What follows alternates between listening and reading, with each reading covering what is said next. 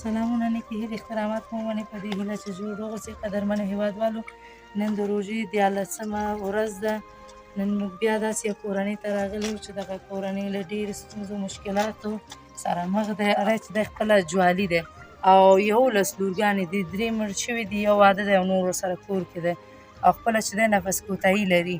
نو د دې حال له تاسو سره شریک کوو، له موږ سره اوسئ.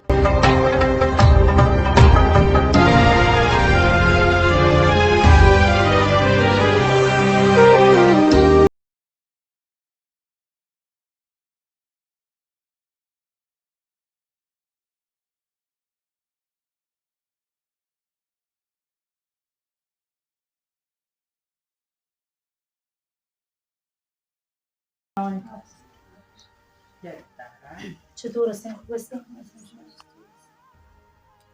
خب مادر جان آمدیم اینجا، گفتیم یک بار از دانه پرسانش کنیم. امروز 13 روز است دیگه، خبر شدیم که مشکلات زیاد است.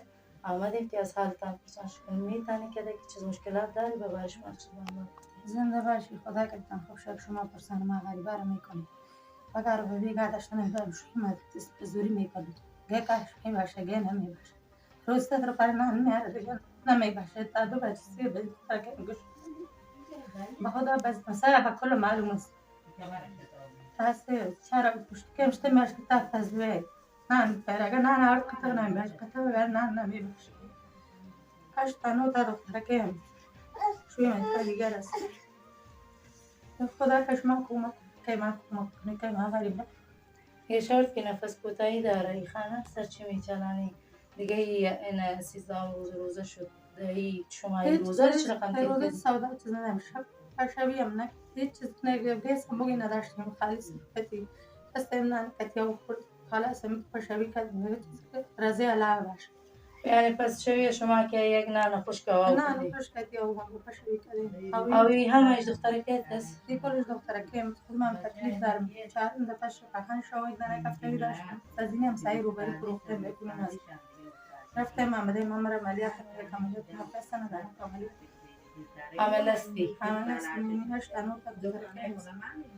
حالا فعلا بچه نداری دیگه؟ نه بچه ندارم. من یکشون با کار باشه میکنه که نبود خلاص. او هم نفس کوتاهی داره. نفس کوتاهی داره. سینه‌اش درد میکنه. کار واسش میکنه که نبود خلاص. حالا شما فعلا بر شب چیز دارین یعنی؟ هیچ زمان داره میل خدا داره. صبر به خدا داره. های خانس خود دارست؟ خانس خانس در هوای واره مسئوس مشکل کرد. یعنی با کرایه افتیدین؟ نه با کرایه افتیدیم. دست ماره. من پسیم چیز از هموطنا چی خواهش دارین؟ چی گفتنی دارین؟ هموطنا از این مردم کس واز داره حکومت کدمی تارزه خشم میکنه ما غیر مردم به قیمت پیشی کنه و در قیمت حکومت کنه. از حالات خانه زندگی ما های پشت سر است. میاد که چیز داروشان باشه. صوبال حق پایین خدا روش کندی آخر.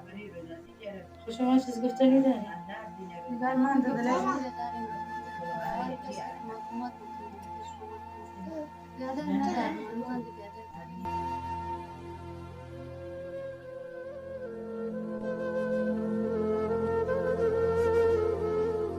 خیر خدا بیادرم خدا دربار خدا ناامیدی نشو. روزه چه خوشحالی میکنه فلانی کار کردیستن حالا بر ما کالا چپلی بر ما بگی ترک مسئول کن برتس ترک بیرون است جمعی میاره جمع کرد ولی رو میره بکروش چپلا کار میاره بس ندار میلی خدا خدا گرد پنسل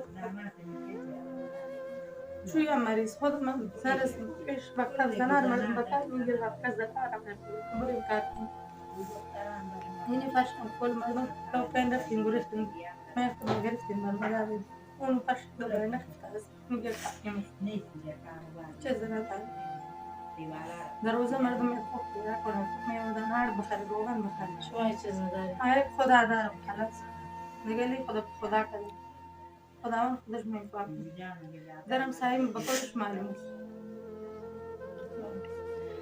قدرمنو هېوادوالو تاسو د دغه ملکي غږ مو واورېده چې 11 لورګانې دي او زوی نه لري. دغه خویندې اوس دغه ټول جنکۍ جاړي. اوس د مور په ګېډه کې چې دی هلک دی او هغه د عملیات امر ورته کړی دی. نو دا ټول جاړي وایي د نورو وروڼو ته چې ګورو موږ ناهیلي کېږو چې زموږ ورور نشته اوس چې خدای ورته ورور ورکړی دی اوس هغه په عملیات کېږي اپریشن باندې خو د هغې پیسې نه لري او میړی چې دی نفس کوتاهي لري خپله هم تکلیف لري او ټول لورګانې دي د کورنۍ سرپرست هم ضعیف دی یعنې مریض هم دی نو دوی هېڅ نه لري دوی چې پیشنمی پاسېږي یو وچه ډوډۍ او اوبو سره خوري او دا ماشومان ورنه غواړي وایي اختر نږدې ده موږ ته جامې دا شیونه وکړي نو دوی د خپله څه کوي پیسې خو نه لري دا ویښتان ټولوي او د بار نه کباړ راوړي وایي دا خرڅو او ځان ته به څپلۍ واخلو دوی په دې سختو وختونو کې دغه شپې ورځې تېروي نو هیله ده چې له دوی سره مرسته وکړي نو هغه ورونه چې غواړي چې مرسته وکړي نو زما د وټساپ شمېره ده 0 اویا 9 283 د لیدو څخه مننه